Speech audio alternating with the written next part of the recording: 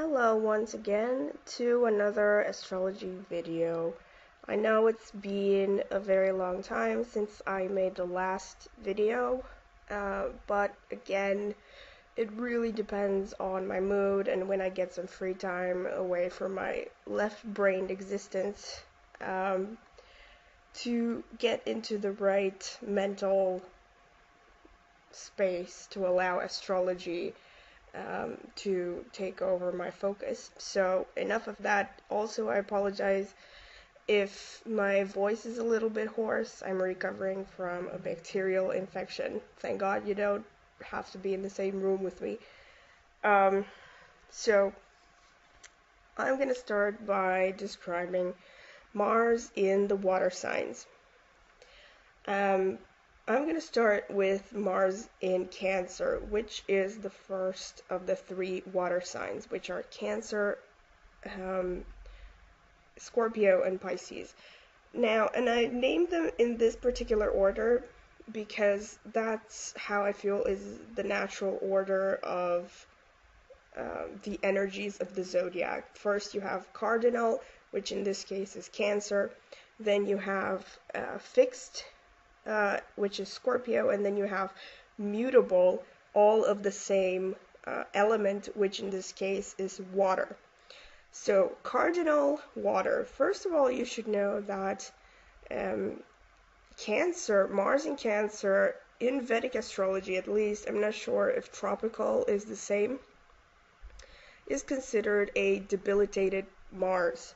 Now, this doesn't really mean anything, especially not in today's world, at least according to some modern astrologers. From what I read, debilitation actually doesn't mean that much anymore, and the general consensus is that's because today everybody's so dishonest that having Mars in Cancer is actually kind of a plus in the rat race. And the reason for this is because Mars in Cancer, especially being a water sign, it's very, very intuitive.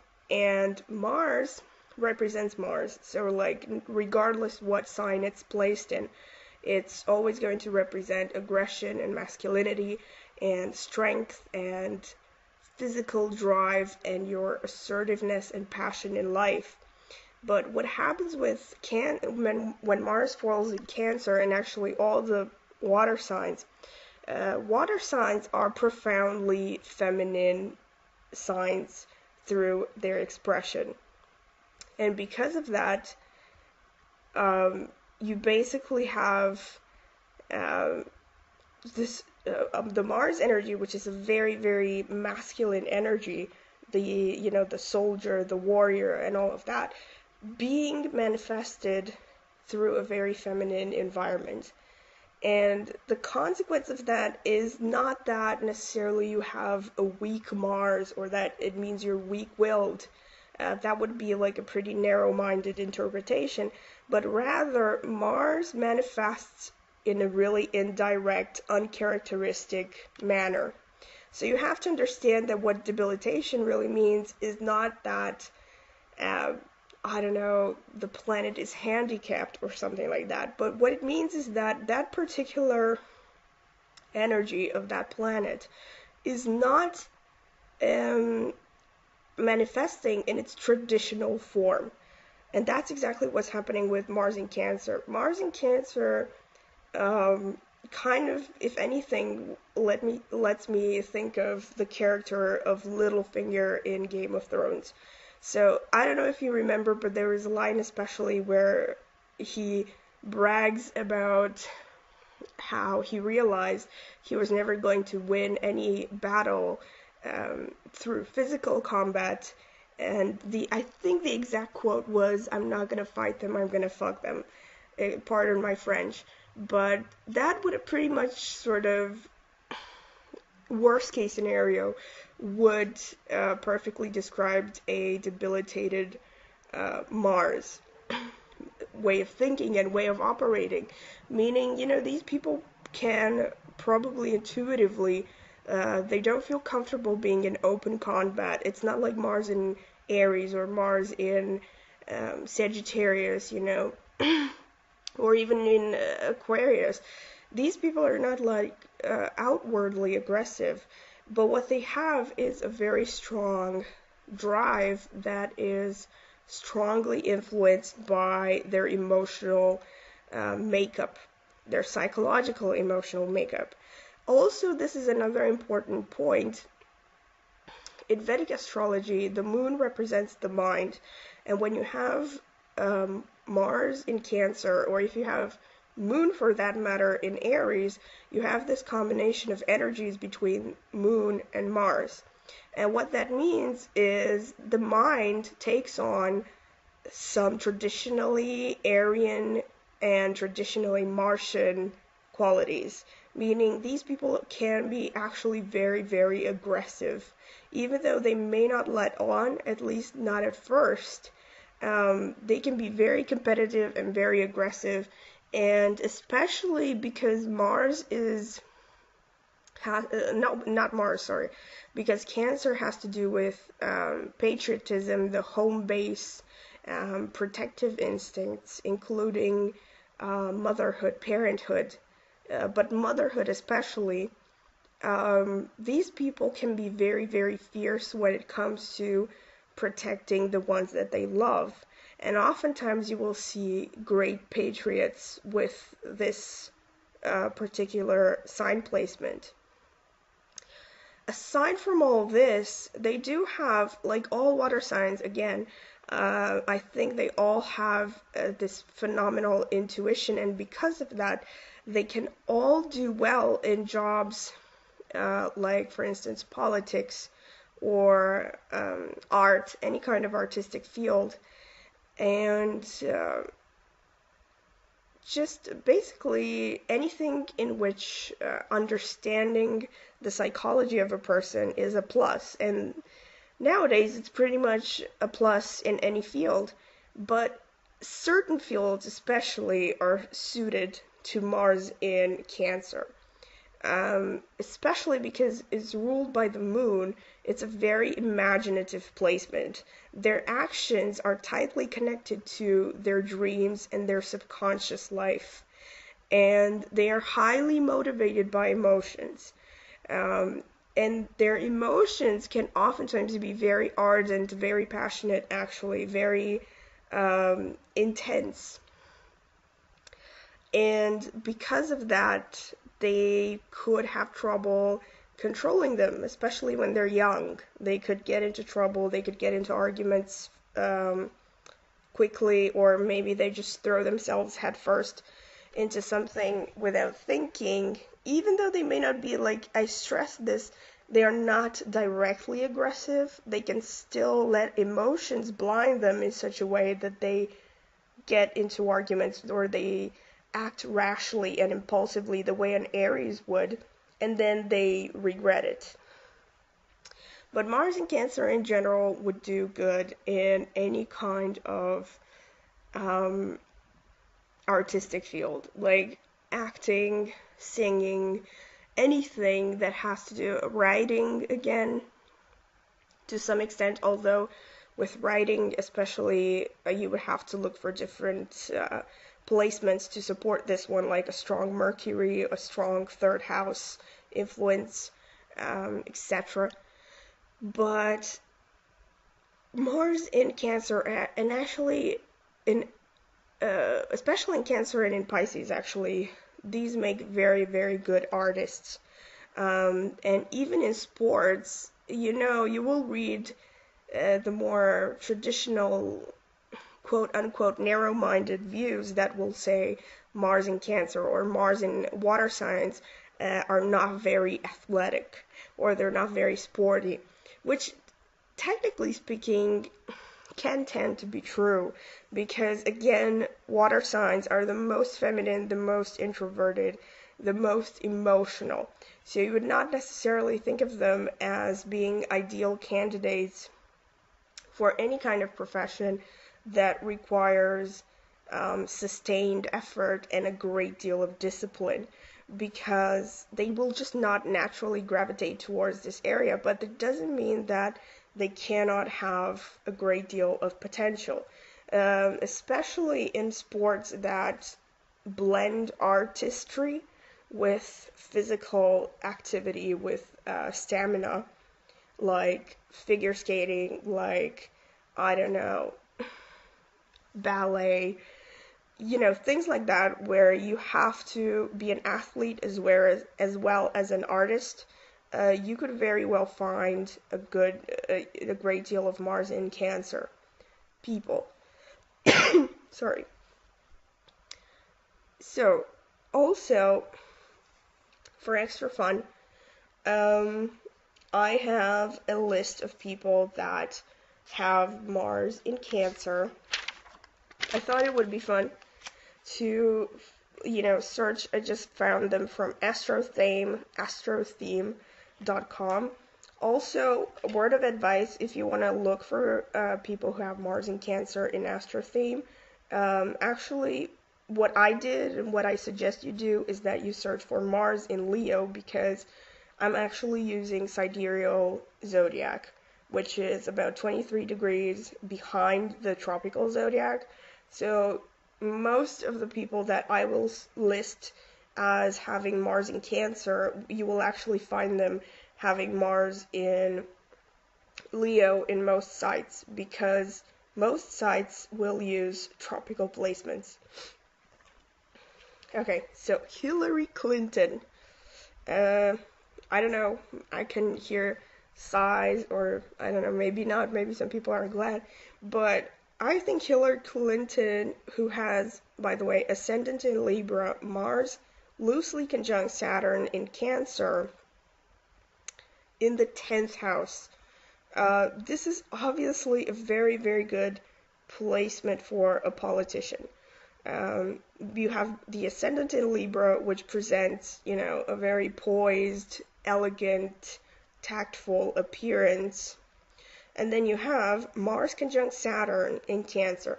And why do I stress that it's conjunct Saturn? Sorry. Because normally politics may not be the best or the first option of a Mars in Cancer. Sorry. But with conjunction to Saturn, it gives them that extra stamina and ruthlessness in pursuing their objectives.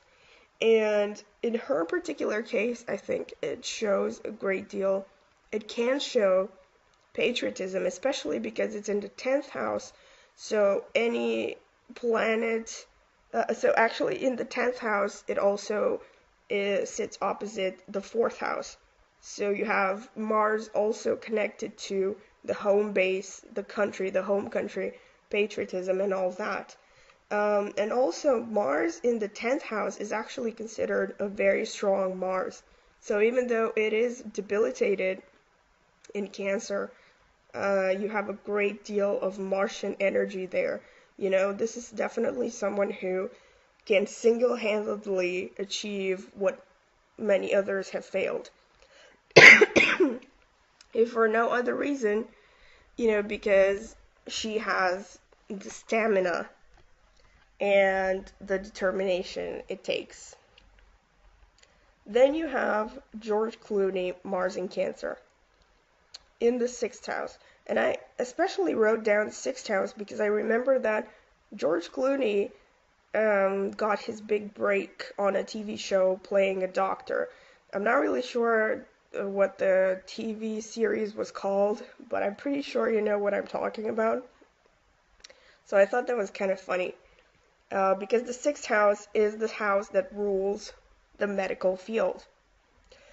Then you have Jodie Foster, Moon in the 9th house, Mars in the 9th house, sorry, loosely conjunct Saturn. Again, conjunct Saturn shows someone who has a great deal of discipline. And also, this Mars-Saturn combination is actually something that you would expect to see in a military person or a military-involved person. And if you remember, her part of Clarice Starling was training to be an FBI agent and was actually going through very rigorous physical and intellectual training. So I thought that was pretty telling. Then you have Emmanuel Macron, the current president of France, who also happens to have Mars in Cancer in the 7th house. Now, in the 7th house, I actually found this a little bit interesting. I may have to do a little bit of research on this, but as far as I know, the 7th house shows the energies that you pretty much project onto your audience or other people in one-to-one situations. So in this case, it actually would seem that he somehow projects his power onto the people, which maybe got him elected. Because you know what I mean, like he may have been able to transmit this idea that the voter is more important than him, that he's just this innocent little pawn that can be controlled. Or maybe not, maybe I'll have to do more research on that, but that's my thought at least. James Dean, Rebel Without a Cause. Ascendant in Pisces, Mars in Cancer in the 5th house. Obviously a very good placement for an actor. Imagination, focused on 5th house matters, which is drama and acting. So that's my interpretation for Mars in Cancer. Let's move on to Mars in Scorpio. I'm pretty sure lots of people want to hear this one. So Scorpio is a sign that is definitely, I think, largely debated in astrology and to some extent elevated to mythical proportions for some reason. Scorpio is what some people would call a fascinating energy, but it's can also be troubling. And what I mean by that is Scorpio represents at its core the desire to investigate deeply, to leave no stone unturned, to go headfirst into the unknown and, break down. Basically, it represents man's struggle against his or her, against his, since I use the masculine, against his own inner fears and struggles, emotionally and mentally.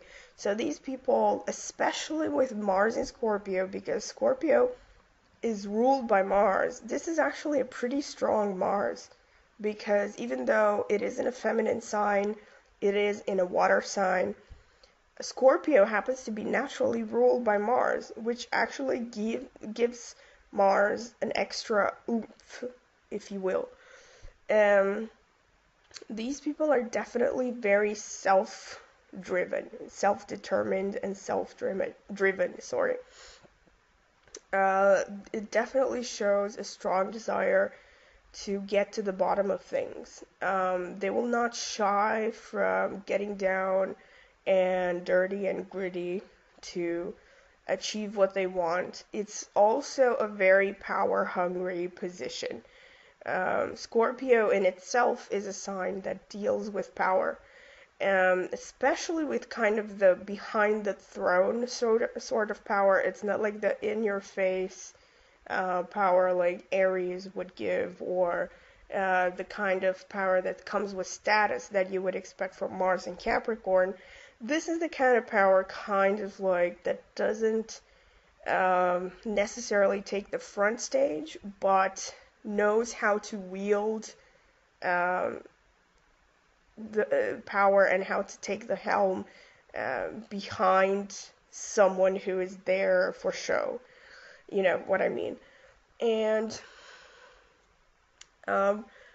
so Scorpio, it has to do with any kind of investigative work, anything to do with research, things like fields like forensic science, like psychology, things like, for example, coroner, or like you know, like doctors that deal with autopsies would be a Scorpio thing, especially with Mars. Um, because Mars also rules the actual physical mechanical body. So you could definitely have a surgeon with Mars in Scorpio. Not so much you would expect from Mars in Cancer or Mars in Pisces, because these are much more um, sort of imaginative, soft signs. But Scorpio will not shy away from confronting the deepest truths of life and death. Um, so you can definitely find them in things like these, either dealing with death or being involved with the military, being involved with things like explosives. Fortunately or unfortunately, mostly unfortunately, they can be naturally drawn to things like warfare. Um, And also, it is the most sexual sign, as you probably have read numerous times. But Scorpio is not necessarily sexual in the sense that Mars in Scorpio will make someone a Casanova or anything like that. But it is an important aspect of life for them, and it's the way that they express emotions, especially with Mars in Scorpio. These people will definitely put a great deal of emphasis on the physical aspect of the relationship, but it will always be intertwined with the emotional plane of the relationship. So they can be fiercely loyal, fiercely protective of their loved ones. Not so much paternal or maternal, that's Cancer. But so there, Scorpio is more like the lover. I remember one description that I read, I think when I first started reading about astrology, that described the water sign women as Cancer the mother, Scorpio the lover, and Pisces the witch. So that's a good way to sum them up, if you will, the general energy of the signs, at least in terms of relationships, not overall. Um, so Mars and Scorpio, like I've said, um, they can do well in sports again, because unlike Cancer or Pisces, this sign is much more determined and much more disciplined and willing to sacrifice their comforts for the sake of achieving some long-term goal. In that way, they are similar to Capricorn, and especially if you have Mars aspected by Saturn, Mars conjunct Saturn, especially, you could have someone involved in the military or involved with combat or sports or all those three. So much for Mars in Scorpio. Well, actually, not so much. As usual, I have looked up a few people who have Mars in Scorpio to exemplify the energy. So, Mars in Scorpio gives us Jack Nicholson, which I thought was pretty cool. Jack Nicholson has Mars in Scorpio in the 5th house. Again, 5th house. It shows that his Mars in Scorpio energy was directed into acting, which is clear to see. And I say interesting because here's Johnny, right? I think everybody, or at least most people, I think, could remember Jack Nicholson as the main actor in The Shining, which is a very, very dark role, basically, that has to do with, spoiler alert, someone who goes through psychological destruction, basically, and takes a total dark turn for the worse and becomes affected by evil spirits, basically. Um, so this whole theme actually of The Shining is very Scorpio. And then I don't know if you remember, but he also played, um, I think, a head figure for the Irish mafia. Um, so overall, he also played that One Flew Above the Cuckoo's Nest, that main character, which all of those things actually can be very Scorpio. Anything that has to do with someone pushing against, having to deal with their own limitation and fighting against them and overcoming them or succumbing to them. These are pretty Scorpio themes.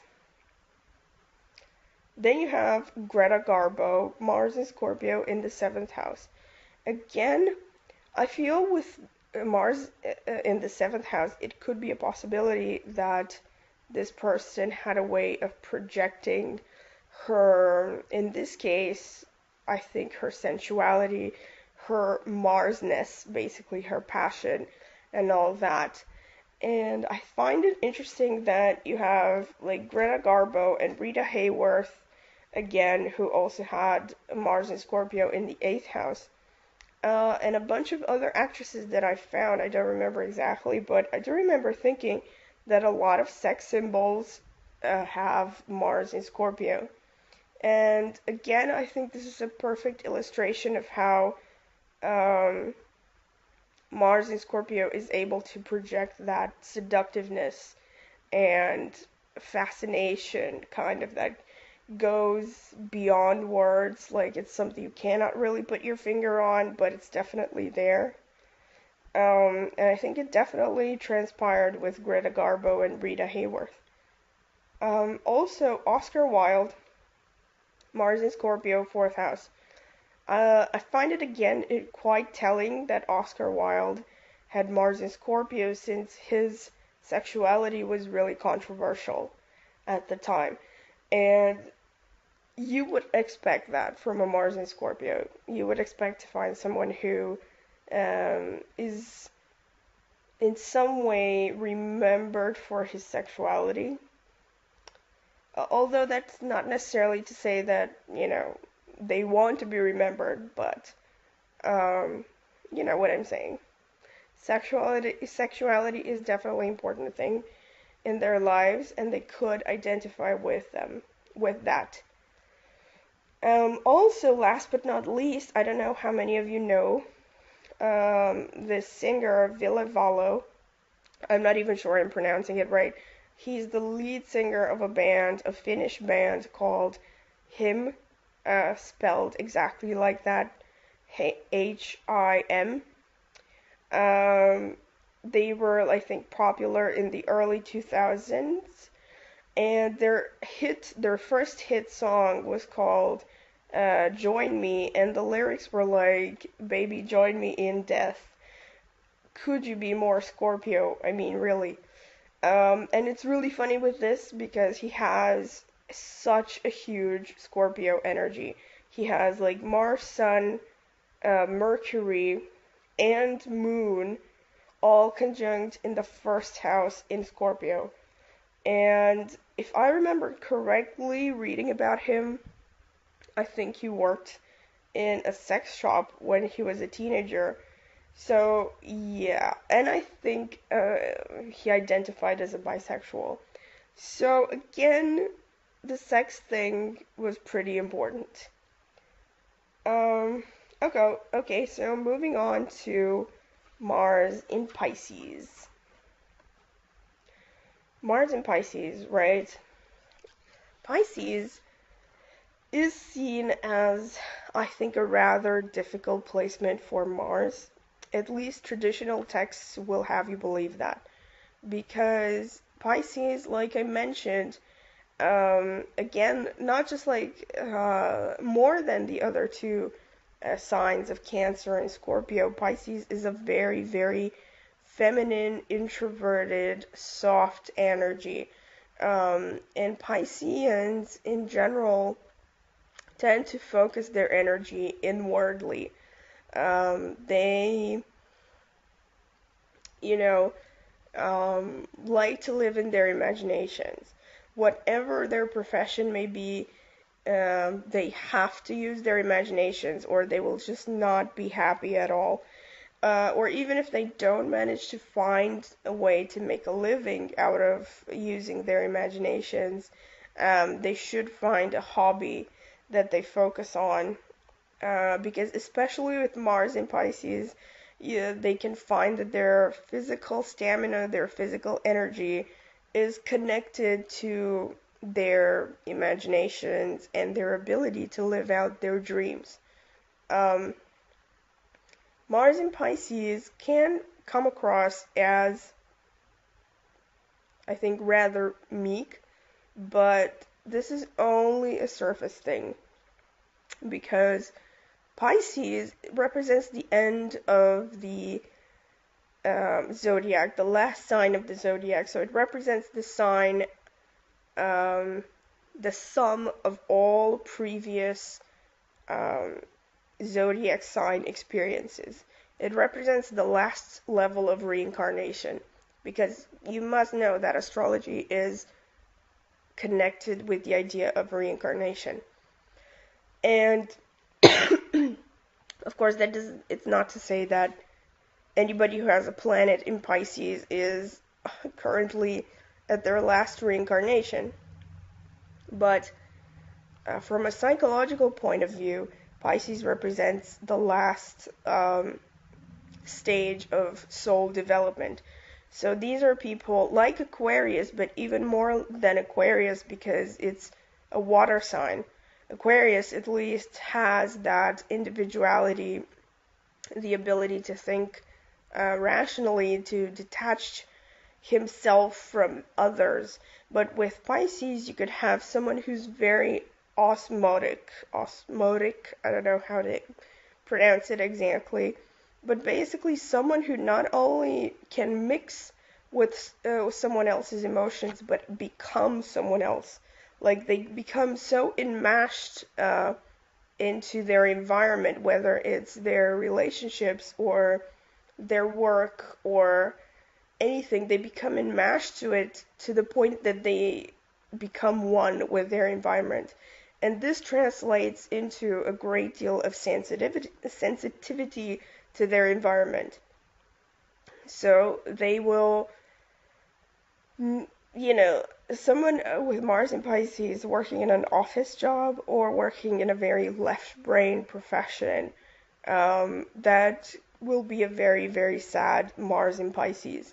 And I actually happen to know someone who has this placement, and trust me, very, very sad. So I'm not saying, of course, in today's world, it's difficult for all of us to become exactly what we were meant to be or what we would like to be ideally.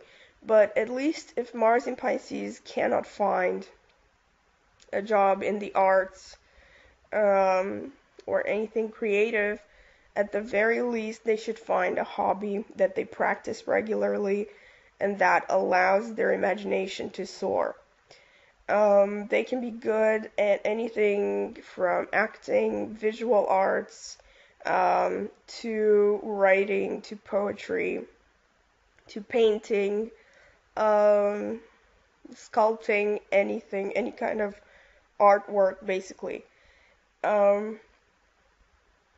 But also, they can also have a very, like the other previous two signs, they can also have that phenomenal intuition that allows them to understand people very well.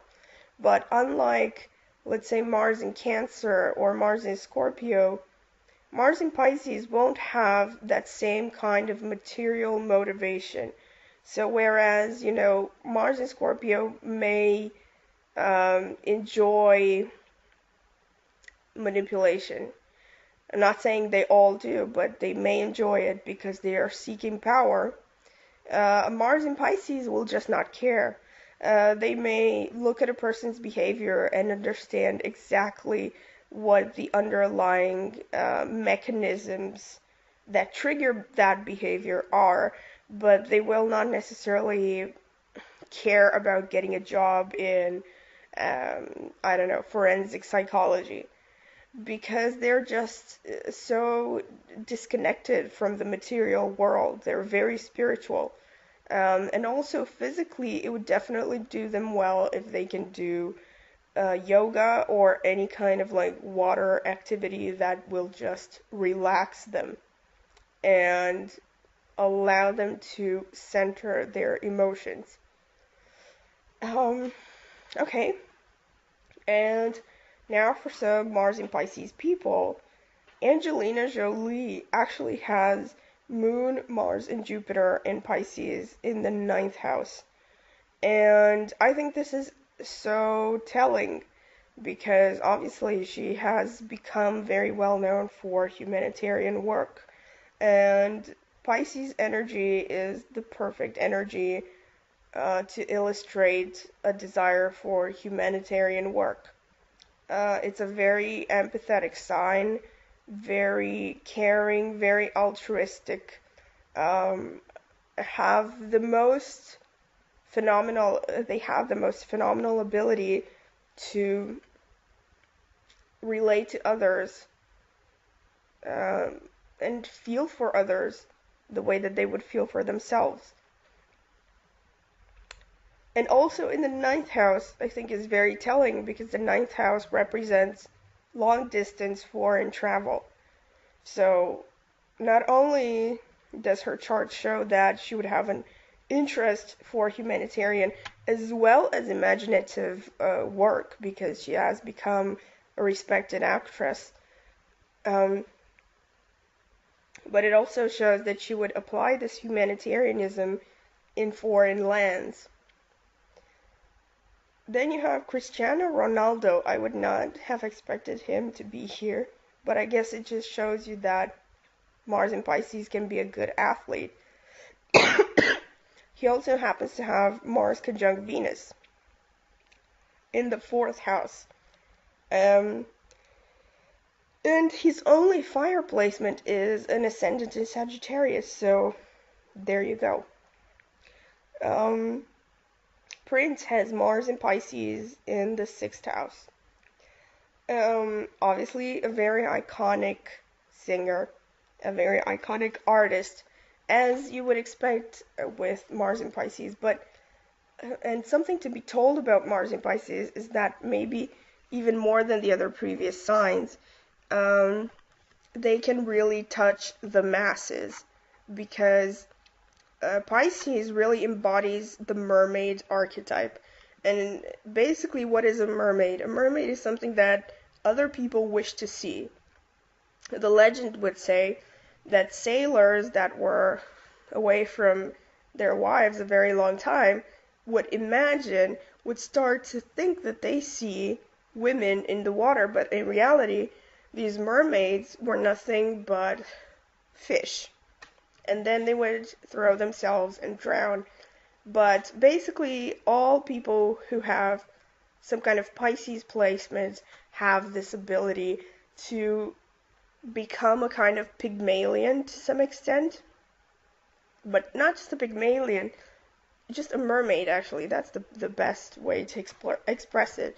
Like something like an empty vessel on which the masses can project their image of what they want to see.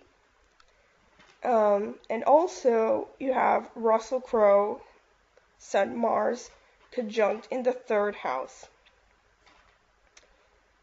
And again, Russell Crowe, you can definitely see that Mars in Pisces is not just a meek placement.